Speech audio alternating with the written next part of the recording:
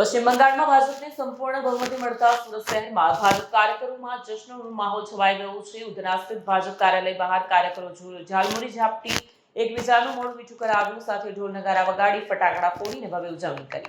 પશ્ચિમ બંગાળમાં ભાજપને બહુમતી મળતા સુરત શહેરમાં ખાસ કરીને ઉધના વિસ્તારમાં આવેલ ભાજપ કાર્યાલય ખાતે જબરજસ્ત ઉજવણી જોવા મળી। કાર્યકરોએ એકબીજાને મીઠાઈ અને ઝાલમુરી ઝાપટીને મોઢું મીઠું કરાવ્યું। ઢોલ નગારાના તાલમાં કાર્યકરોએ જશ્ની ગીતો ગાઈને આનંદ વ્યક્ત કર્યો।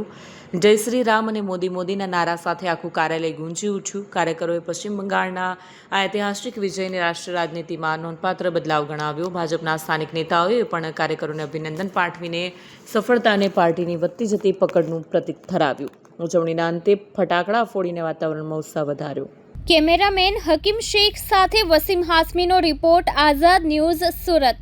બંગાળના ભવ્ય વિજય માટે હું એવું ચોક્કસ કહીશ કે આજે હિન્દુ સંસ્કૃતિનો ઉદય થયો છે। બંગાળમાં 2/3 મેજોરિટી ભારતીય જનતા પાર્ટી વિજય બની છે અને આવનારા વર્ષોની અંદર, આવનારા દિવસોની અંદર જે પ્રમાણે ગુજરાતની અંદર ડેવલપમેન્ટ થાય છે, જે રીતે ભારતના અન્ય રાજ્યોમાં ડેવલપમેન્ટ થાય છે, એ જ પ્રકારનું ડેવલપમેન્ટ આજે કલકત્તા અને વેસ્ટ બેંગાલમાં થવા જઈ રહ્યું છે। આજે ઉત્સાહ આપ જોઈ રહ્યા છો। 10 વર્ષ પહેલા ભારતીય જનતા પાર્ટી પાસે 3 MLA હતા। આજે આપ જોઈ શકો છો કે 2/3 મેજોરિટી સાથે 200 જણાની આસપાસ આ આંકડો જવા થઈ રહ્યો છે। હજુ કાઉન્ટિંગ ચાલુ છે, પણ 2/3 મેજોરિટી જીતનાર ભારતીય જનતા પાર્ટીને આ તબક્કે બધા કાર્યકર્તાઓ અને વેસ્ટ બંગાળના લોકો જે આપ જોઈ શકો છો અહીંયા મોટી સંખ્યામાં ઉપસ્થિત છે, એ પણ અભિનંદન આપી રહ્યા છે।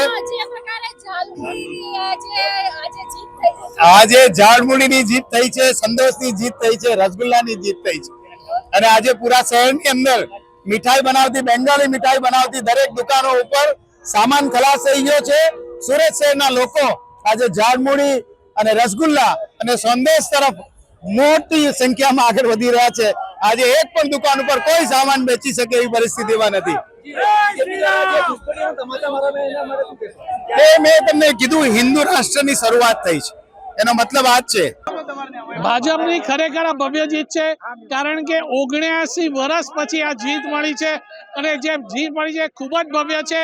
આપ જોઈ રહ્યા છો કે કેટલો ઉત્સાહ છે અહીંયા લોકોમાં, અને ત્યાં તો તમે જુઓ તો તમારે ત્યાં વર્ણન કરી શકાય એવું જ નથી, કારણ કે જે કુશાસન રહ્યું હતું 79 વર્ષ દરમિયાન, કોંગ્રેસનું 30 વર્ષ, 34 વર્ષ લેફ્ટનું અને 15 વર્ષ પૂર્વનું કોંગ્રેસનું, એમાંથી મુક્તિ મળી, સુશાસનનો અનુભવ થશે, યોજનાઓનો લાભ મળશે અને ખરેખર હવે ત્યાં સોનેરી દિવસો આવશે એમ કહેવાય।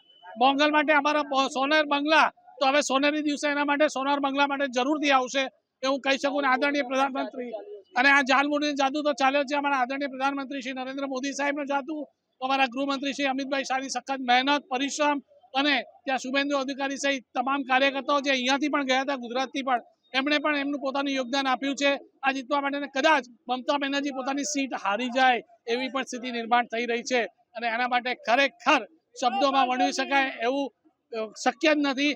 આ અદ્ભુત, અવિશ્વસનીય અને અકલ્પનીય વિજય છે અમારો।